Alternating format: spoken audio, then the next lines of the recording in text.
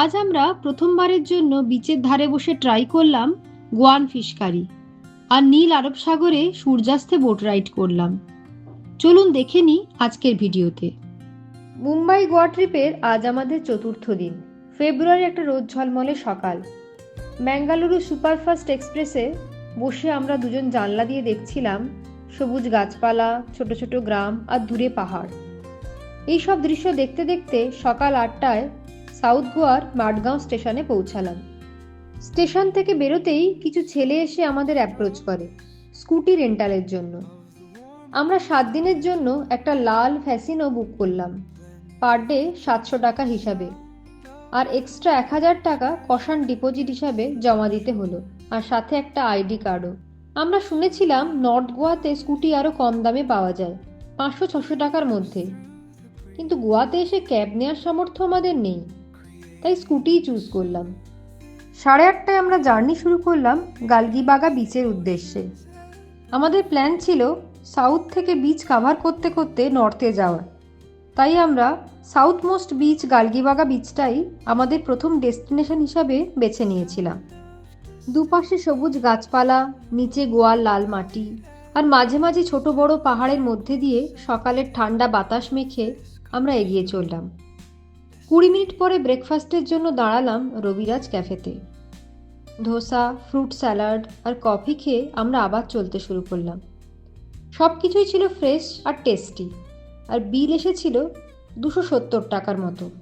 প্রায় 10:30 নাগাদ আমরা আমাদের স্টেতে পৌঁছালাম। গালগিবাগা বিচ থেকে মাত্র 2 মিনিটের ডিস্ট্যান্সে একটা টেন্ট, যার ভাড়া ছিল পার নাইট 3500 টাকার মতো। প্রথমেই আমরা ব্যাগ রেখে সোজা চলে গেলাম বিচে। দিগন্ত বিস্তৃত টার্কোয়াইজ ব্লু আরব সাগর, ছোট ছোট ঢেউ, আর আশেপাশে তেমন কোনো লোকজনই নেই। এটাই সাউথ গোয়ার স্পেশালিটি। আমরা কিছুক্ষণ মুগ্ধ হয়ে সমুদ্র দেখলাম, তারপর টেন্টে ফিরে ফ্রেশ হয়ে একটু রেস্ট করলাম, আর মুম্বাই থেকে কিনে আনা স্ট্রবেরি খেলাম। তারপর রেডি হয়ে 2টো নাগাদ লাঞ্চ করতে গেলাম সুরিয়া বিচ ক্যাফেতে। সমুদ্র দেখতে দেখতে প্রথমবারের জন্য ট্রাই করলাম ফ্রেশ অয়েস্টার, আর সাথে স্টিম রাইস ও গোয়ান ক্র্যাব কারি। প্রথমবারের জন্য গোয়ান কুইজিন টেস্ট করে এতটাই মজা হয়েছিল, আমরা বুঝেছিলাম এই লং ট্রিপটা আমরা খুব এনজয় করতে চলেছি। এর সাথে আমরা ওয়াটারমেলন আর পাইনঅ্যাপেল জুসও অর্ডার করেছিলাম। সব মিলিয়ে বিল এসেছিল 1220 টাকা। লাঞ্চ করে আমরা সোজা রওনা হলাম পালোলেম বিচের জন্য। গালগিবাগা থেকে 10 কিলোমিটার দূরে, স্কুটিতে সময় লেগেছিল 20 মিনিট। সাউথ গোয়ার এটি সবচেয়ে জমজমাট বিচ। নানান দোকান, ক্যাফে, সাথে নানান ওয়াটার স্পোর্টস রয়েছে। আমি একটা সুন্দর বিচ হ্যাট কিনে নিলাম। এরপর আমরা ঠিক করলাম এখান থেকে বোটে বাটারফ্লাই বিচ যাব, যার রেট ছিল পার হেড 1000 টাকা। নীল আরব সাগরের মধ্যে দিয়ে 40 মিনিট বোট রাইড করে বাটারফ্লাই বিচে পৌঁছাতে হয়।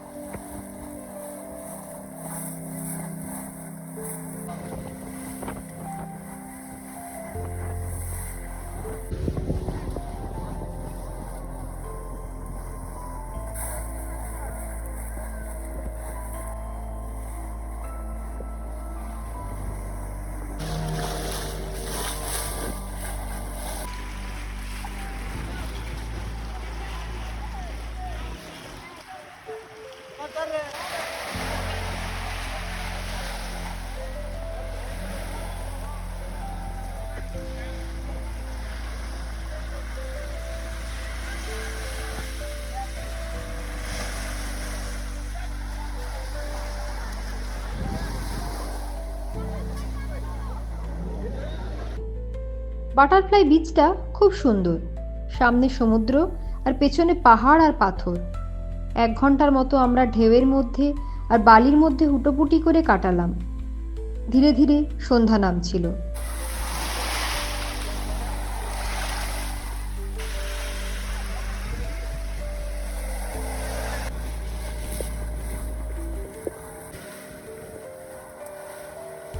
বোটে করে আবার পালোলেম বিচে ফিরলাম। আরব সাগরের বুকে প্রথমবারের জন্য সূর্যাস্ত দেখাটা স্মরণীয় করে রাখতে আমরা একটা বিচ শ্যাকে গেলাম। নাম Dylan bar and restaurant. Pineapple juice আর গোয়ার ফেমাস পক ভিন্দালুর সাথে আমরা সূর্যাস্ত উপভোগ করছিলাম। পর্ক ভিন্দালু আমাদের খুব ভালো না লাগলেও সানসেট আমরা খুব এনজয় করেছিলাম। সূর্যাস্তের সাথে সাথে পালোলেম বিচ যেন আরও প্রাণবন্ত হয়ে উঠছিল। বিচ শ্যাকগুলোতে আলো জ্বলে উঠছিল আর সাথে মিউজিক চলছিল। আমরা বিচ আর সাথে ইভিনিং মার্কেটটা ঘুরে দেখলাম। টুকটাক ড্রেস, ব্যাগ, জুয়েলারি, বাড়ির জন্য নাটস আর গিফট বক্স কিনলাম। ডিনারের জন্য গেলাম ভেগান ক্যাফে নিরিয়াস, দ্য হেলদি হেভেনে। বেশিরভাগ ফরেনার ট্রাভেলারই দেখলাম ক্যাফেতে। আমরা নিলাম ফ্রেশ কোকোনাট ওয়াটার, একটা মেডিটেরেনিয়ান বোল, অ্যাভোক্যাডো স্যালাড আর চিজ কেক। খাবার তো সেরা ছিলই, সাথে ভাইবটাও অসাধারণ। রাত বাড়ছিল, আমরা রুমে ফেরার জন্য রওনা হলাম। জঙ্গল আর পাহাড়ের ভেতর দিয়ে রাতের নির্জন রাস্তা দিয়ে ফেরাটা রীতিমতো থ্রিলিং ছিল। সব মিলিয়ে গোয়ার প্রথম দিনটা আমরা খুব এনজয় করেছি।